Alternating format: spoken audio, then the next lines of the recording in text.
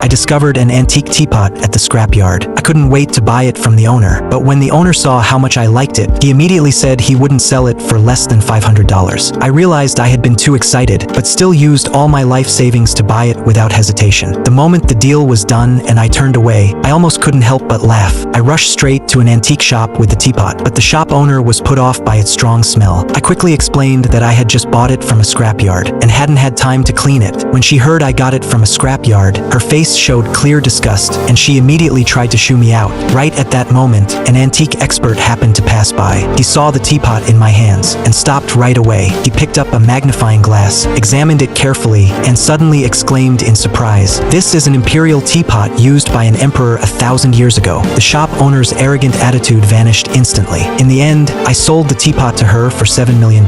Impressed by my appraisal skills, she took me to an antique auction. The first item up for bidding was a 1,500-year-old painting. The whole room was buzzing. Everyone wanted to get their hands on it. The shop owner was also ready to bid, but I quickly stopped her because I could tell the painting was actually a fake. The people around immediately began to sneer, and even the experts sitting in the back laughed mockingly. They thought I knew nothing about antiques. The painting was soon bought by a young rich man. The shop owner was furious, blaming me for not getting the painting. The young rich man even proudly showed it off in front of me. I calmly said, "I can prove it's fake." This made him very angry. He demanded that I authenticate it right away. I took a sip of water, held it in my mouth, and then sprayed it all over the painting. Everyone was stunned. The antique expert lamented the ruined painting, but when he touched it, he realized the paint was a modern industrial product. The crowd then understood it really was a forgery. The young rich man angrily blamed the auction organizers. Right then, another item on the auction stage caught my eye. I realized that piece of wood contained a treasure, but no one in the room was bidding on it. They all thought it was just a rotten log. I quickly placed a bid of $50,000. The young rich man laughed hysterically, saying only a fool would buy that worthless wood. Even the antique expert agreed with him, mocking me for being stupid. I ignored them.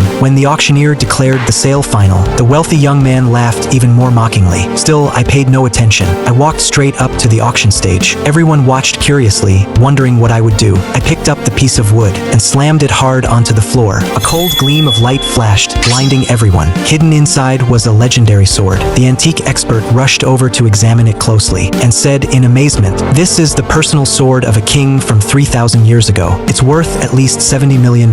Everyone was stunned. Sometimes people are too quick to believe only what they see, overlooking the hidden truth. If we don't judge others by appearances alone, perhaps we can gain much more. If you enjoyed this, remember to subscribe. Next time, I'll take you into more exciting worlds.